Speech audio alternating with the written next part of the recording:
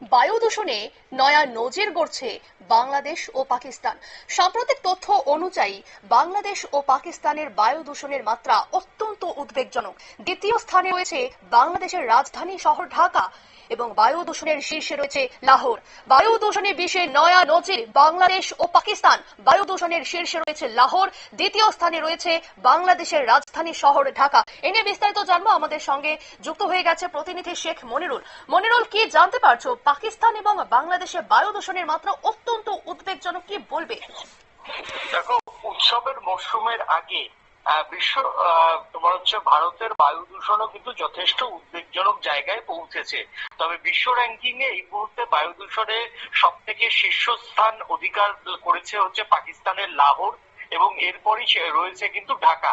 ঢাকা প্রতি বছর 5 ধরে দেখো হয় 2 বা 3 এই দুই জায়গার মধ্যেই কিন্তু ঘোরাফেরা করছিল। এবছর এই মাসে তোমার হচ্ছে দূষণের পরিমাণ ঢাকাতে কিন্তু দ্বিতীয় স্থানেই রইল। উদ্বেগ যাচ্ছে না কিন্তু দিল্লির রাজধানীও কিন্তু যথেষ্ট বায়ু দূষণের দিক থেকে এখনই যথেষ্ট খারাপ অবস্থায় রয়েছে। দেখো, এখনো পর্যন্ত দিল্লির বুক থেকে বর্ষা বিদায় নেয়নি। প্রত্যেক দিনই উত্তর ভারতের প্রত্যেকটা জায়গাতে বৃষ্টি হচ্ছে, দিল্লিতে বৃষ্টি হচ্ছে।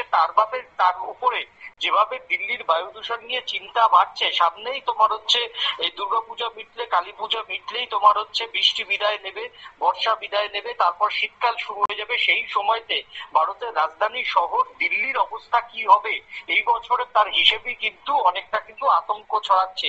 এবং সুপ্রিম কোর্ট ইতিমধ্যেই বিষয়টা নিয়ে কিন্তু নজরে এনেছে, এবং সুপ্রিম কোর্টের প্রধান বিচারপতি তিনি জানিয়েছেন যে দিল্লির বায়ু দূষণ কমাতে এখন থেকেই মাঠে নামতে হবে। যে সমস্ত চাষিরা তোমার হচ্ছে জমিতে আগুন দেবে তাদের প্রয়োজনে কিন্তু গ্রেপ্তার করতে হবে। কিন্তু সুপ্রিম কোর্টের এই নির্দেশের পর এখনো পর্যন্ত দিল্লির পরিবেশ মন্ত্রক এবং দিল্লির প্রধানমন্ত্রীর দপ্তর এই বিষয় নিয়ে কিন্তু কোনো উচ্চবাচ্য করেনি, বা দূষণ আটকাতে ঢাকা বা লাহোরের যে দূষণ রয়েছে সেই দূষণ আটকাতে এখনো পর্যন্ত দিল্লির পরিবেশ মন্ত্রক আশেপাশের যে রাজ্যগুলি অর্থাৎ উত্তরপ্রদেশ, হিমাচল প্রদেশ, পাঞ্জাব, রাজস্থান এই রাজ্যগুলির সঙ্গে বসেও কোনো কিন্তু টাস্ক ফোর্স তৈরি করেনি। তাই লাহোর এবং তোমার হচ্ছে ঢাকার এই দূষণ নিয়ে যখন চিন্তা অনেকটাই বাড়ছে, সেই সঙ্গে কিন্তু আমাদের দেশেরও এই দুই রাজধানীর কথা চিন্তা করে আমাদেরও কিন্তু সতর্ক হওয়ার প্রয়োজন আছে বলে মনে করছেন পরিবেশ কর্মীরা।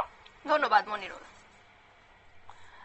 আপনারা শুনলেন, এবারে কিন্তু জানা গেল যে দূষণ আটকাতে এবারে সুপ্রিম কোর্ট সেই দিকে নজর দিয়েছে এবং বাংলাদেশ এবং পাকিস্তানের বায়ু দূষণের মাত্রা শীর্ষে রয়েছে বলেই এমনটাই কিন্তু জানা গিয়েছে। দ্বিতীয় স্থানে রয়েছে বাংলাদেশের রাজধানী শহর ঢাকা, বায়ু দূষণের শীর্ষে রয়েছে পাকিস্তানের লাহোর। নিয়ে নিচ্ছে ছোট্ট একটি বিজ্ঞাপন বিরতির সঙ্গে থাকুন।